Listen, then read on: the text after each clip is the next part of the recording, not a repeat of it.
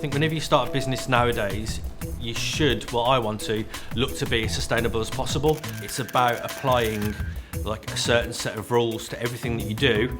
We're just basically trying to be like good shepherds for microbiology. We are a bioponic underground farm in the heart of Sheffield. We're trying to be the first truly sustainable circular version of that farm. We are in a total climate crisis. So if you're not thinking about that, for me, that keeps me awake at night. So that's my main driving force for the whole thing. We use plant waste and food waste. So here, everything is just completely naturally done. So at the moment, we grow leafy greens and herbs because they're quick to harvest. The whole thing is totally self-funded. So yeah, it's difficult. It's really difficult. And a lot of this is a reaction to that, really. Like maybe if I had have got my £150,000 of funding at the start, which fell through due to COVID, I would have done it maybe totally differently. In a way, although it's been fairly traumatic, I'm really glad that I didn't get the money, because I basically would have filled everything with systems and would have had an aquaponics farm and I would have bought the filters. It's like, what have you got and how can you make it work? And then basically, if you start to work with nature, then it turns out that nature does a lot of the hard work for you.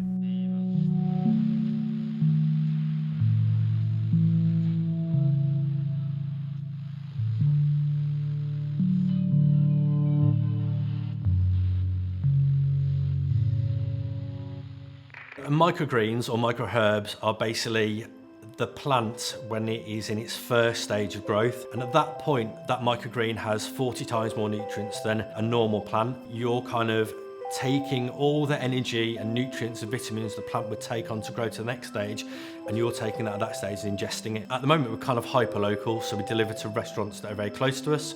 So sometimes we can even deliver on foot. We've got an electric cargo bike that we can basically take out and deliver within kind of like 5 miles, so we use that all the time.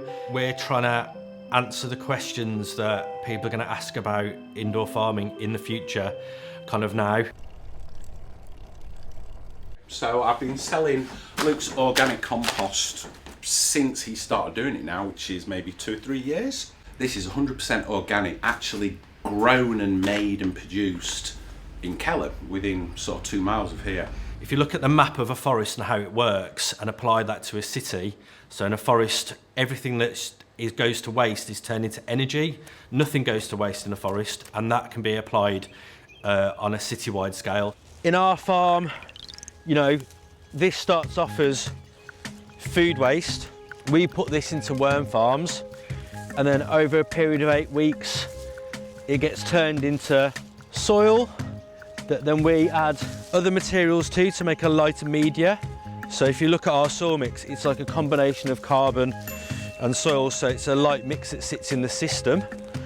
And then we're passing water through that system or through the worm bins, where here you've got rainwater that's falling, that's draining through all this stuff and it's extracting all the nutrients from the decomposing matter through the compost and the worms, and then that's running down and going into waterways, which are like our pumps, and then this is running down to our tanks, which are then aerating the water and passing it through the roots of the crops that we're growing.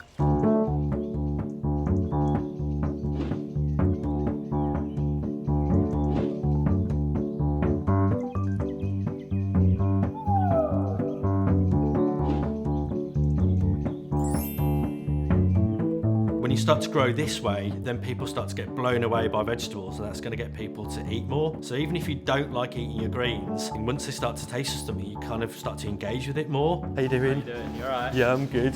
Just brought you some microfennel. We can genuinely taste the quality.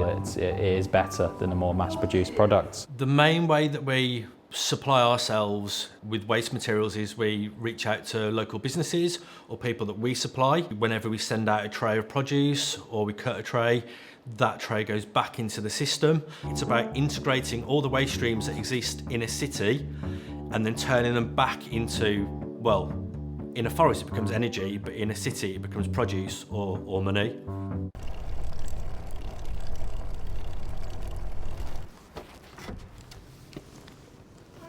Hello there. how are you? I'm great, thank you very much. Have you got any food waste at all? I do. So I've got a couple of trays over here. They are quite mouldy, is that all right? Yeah, that's fine, yeah. The softer the better, yeah. Okay, fantastic. But you can use these as well? Yeah, all of that will go into the worm farms and be turned into compost. Thank you for the chickens, don't do it. So there is a bacteria that is in mud that is a mild antidepressant, so I think there's something in working with soil. So if I was to get a handful of the soil from our worm bins, it kind of looks exactly like that. And obviously we then add waste building materials to it. So we add wood chip and coffee chaff to make it into another more usable media. I'm not a microbiologist or analytical chemist, a botanist. I'm a qualified bricklayer. So yeah, I read a lot. I'm interested in what I'm doing, so I spend a lot of time doing research. Grit. I couldn't sleep last night, and I was googling grit at 2 in the morning. I was, because you know I want my pebbles to be level, and I was just like I couldn't sleep, and I was just like I need grit. It's 190 quid a ton. Wow. Look at that little cutie. Stick him in there. You just chop him in half. And No, that's an absolute fallacy. You just end up with one end of a dead worm and one shorter live worm. Microbiome tea. So I tell people this is basically, and I like using the word, it's what the worms excrete. It is. is. Right? Yeah. It's what the worms it's a excrete. worm's excretion. It's worm excretion. Yes. So worm poo basically. Worm Worm. essence. Soil is made by worms. They break stuff down, decompose it, put it through their bodies, and then they poop out worm castings. If you want to have an indoor farm and you just keep on asking the question, is this sustainable? At every point in that decision tree, this is what you naturally end up with. All the systems being built out of timber and not out of plastic means that they're repairable, they're sustainable, and if we don't like a system or it breaks or whatever, I could literally mulch it down and it could be fed to the worms. So even the actual physical systems are compostable. The whole reason for the whole business is it's great to be a working farm, we want to sell produce, but the idea behind it all is that we're coming up with a brand new way of farming that we can hopefully convert everyone that is doing it at the moment, or they're going to do it in the future, into a more sustainable way of doing it. I'd like to see a farm like this in every city. And I think if the city's bigger, then it could support maybe 2 or 3 of these farms to bring down the food miles. 20 years in the trade, ex-builder Brummie can go out and self-research and start a project just like this. I think anyone can starting to make that journey at home, definitely. I think you can buy local, buy organic. I think if you basically change one thing in your house every week to something that's more sustainable, on the whole, they're going to make a massive difference. It's never going to change everything, but that doesn't mean that you can't change the principles of the way you live your life. Unless consumers start asking questions, then suppliers don't have to change what they're doing. Yeah, I suppose this is the direct answer to me wanting to be more sustainable. Going to my supermarket and seeing what people are doing has driven me to kind of do this. Not saying that everyone's going to stop what they're doing and totally change their career. I don't advise people to do that, but on a day-to-day basis, it's those little decisions. It's the idea of applying these rules to yourself about being sustainable. So even if you just do one thing, it's better than doing nothing. Yeah, hopefully people will take from this or from what I'm doing that basically anyone can take the journey to be more sustainable. Well, the dream is really to have a supermarket that processes its waste, cardboard and food in the basement, makes its own soil, makes its own feed, grows mushrooms for the supermarket. It puts soil and feed up on the roof, grows produce comes down to the supermarket, that gets sold and the waste from that goes back into the system. This model of growing is completely sustainable. It only uses what it takes in. It doesn't produce anything to excess.